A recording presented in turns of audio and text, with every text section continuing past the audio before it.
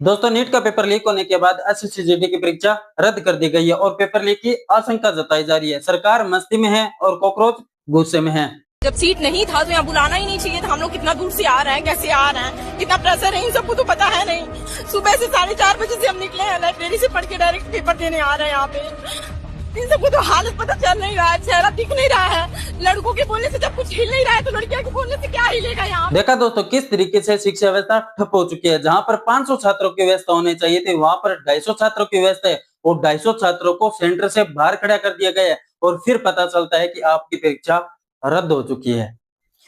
परीक्षा तो दोस्तों ऐसे रद्द करते हैं जैसे कि सेंटर के पास ही इन छात्रों का घर हो। अरे ये 500 से 400 किलोमीटर तक घर से चलकर सेंटर तक जाते हैं और फिर ये आपको मिलता है जहां पर दिन और प्रतिदिन भर भरकर टैक्स लिया जाता है, जीएसटी ली जाती है, महंगाई लगातार बढ़ती जाती है, मजदूरों किसानों को और बेरोजगार युवाओं को कॉकरोच बोला जा रहा है और आपको ये सब कुछ मिल रहा है। देश की सबसे बड़ी भर्ती नीट परीक्षा रद्द हो गई और नीट परीक्षा जो छात्र तैयारी कर रहे थे 5 छात्रों ने आत्महत्या कर ली। इसका जिम्मेदार कौन है? अभी तक ना तो धर्मेंद्र प्रधान शिक्षा मंत्री हैं, उन्होंने ऐसे चिपके हुए हैं जैसे कि कोई चमचेड़ चिपकी हुई। अभी तक किसी से इस्तीफा नहीं दिया। शर्म नहीं आती है इनको? बेशर्म हो चुके हैं एक तरफ से ये। इनको ये नहीं, अभी तक जिन छात्रों की मौत हुई थी ना, आत्महत्या की थी दोस्तों, उन छात्रों के लिए अभी तक धर्मेंद्र प्रधान जो शिक्षा मंत्री है उन्होंने एक ट्वीट तक नहीं किया। जहां पर देश के प्रधानमंत्री नरेंद्र मोदी जी ने जहां पर नीट का पेपर लीक होने के बाद एक ट्वीट तक नहीं किया। आप समझ सकते हैं कि किस कदर देश के अंदर शिक्षा व्यवस्था ठप हो चुकी है। बात यह नहीं है कि दोस्तों देश के अंदर पेपर लीक हो रहे हैं, बात यह है कि रोका क्यों नहीं जा रहा है। जहां पर देश के बड़े बड़े दिग्गज नेताओं के जो बेटा और बेटी हैं वो तो विदेश में पढ़ते हैं, लेकिन जो गरीब किसान के जो कोचिंगों की फीस कर्ज लेकर बैठते हैं उनको क्या पता कि मिडिल क्लास फैमिली के बच्चों के इनके सपने कैसे होते हैं। अरे ये मिडिल क्लास फैमिली वाले इन्हें कर्ज लेकर पढ़ाते हैं और ये देश के बड़े बड़े दिग्गज नेताओं के जो बेटा और बेटी है वे विदेश में पढ़ते हैं। वो क्या जाने कि एक मिडिल क्लास के छात्र की जो तैयारी होती है और वो तैयारी कर जब सेंटर तक जाता है तो अपने लिए नहीं अपने परिवार के लिए जाता है, अपने सपनों के लिए जाता है और जब पता चलता है कि आपकी परीक्षा रद्द हो चुकी है तो उन्हें कैसा लगता होगा। लैब अंदर से बंद है।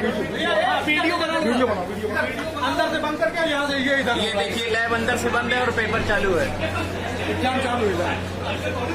ये देखिए अंदर एग्जाम चालू है, एग्जाम चालू हो रहा है, सीट यहाँ नहीं है।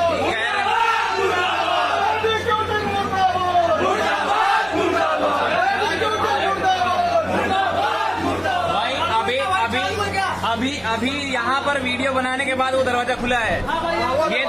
ये दरवाजा बाहर से बंद है। ये दरवाजा बाहर से बंद है।